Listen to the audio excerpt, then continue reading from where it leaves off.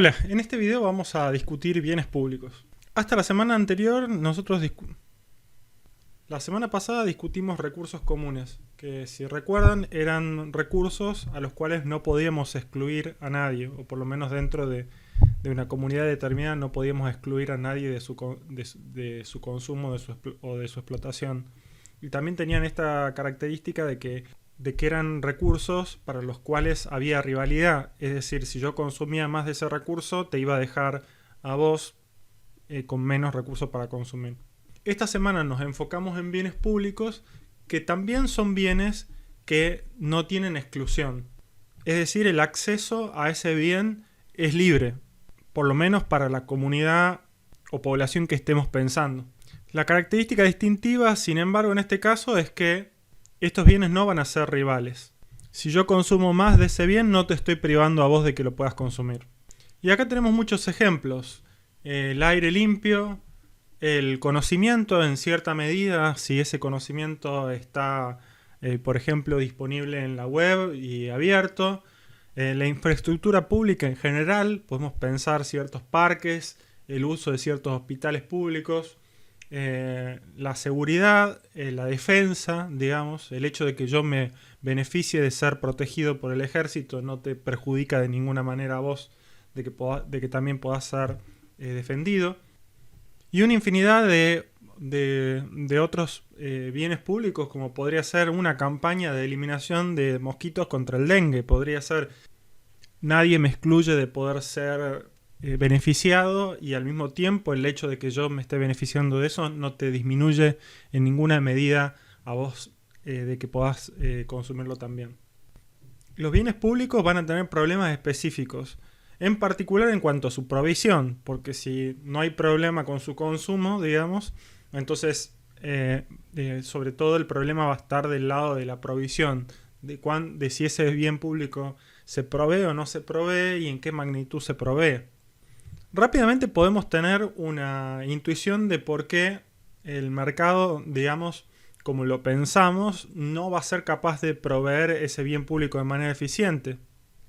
Si pensamos la asignación privada desde un punto de vista individual, nos vamos a encontrar con problemas que ya vimos cuando hablamos de externalidades. Si yo soy el productor de ese bien, voy a estar mirando el costo de provisión y por lo tanto, y también voy a estar mirando el beneficio individual que me reporte la provisión de ese bien. Pero no estoy viendo que por ahí proveer ese bien va a tener un efecto positivo para un montón de gente que quiera beneficiarse de ese bien. Entonces, ese es un aspecto de externalidad que tiene la provisión de bien público.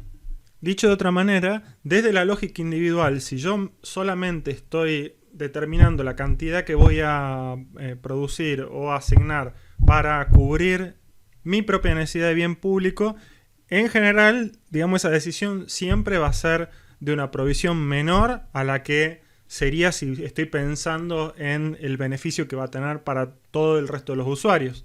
Pero también hay un segundo problema, que es que las compras de bienes públicos de manera individual también podrían ser sujetos a un problema que los economistas le llaman el problema del free riding, que es el problema de que, bueno, si vos ya compraste ese bien y yo también lo puedo usar, entonces te dejo que lo compres vos y yo no lo compro.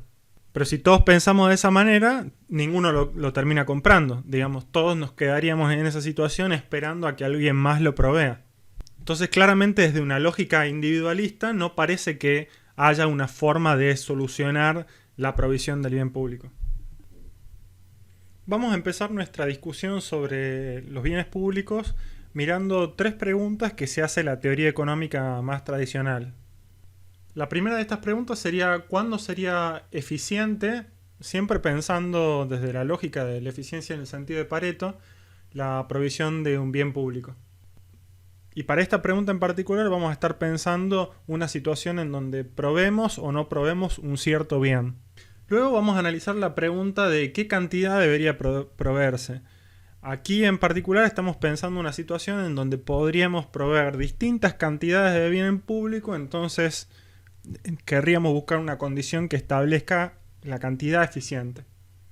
Por último, vamos a revisar la pregunta de cuáles son los problemas en la provisión.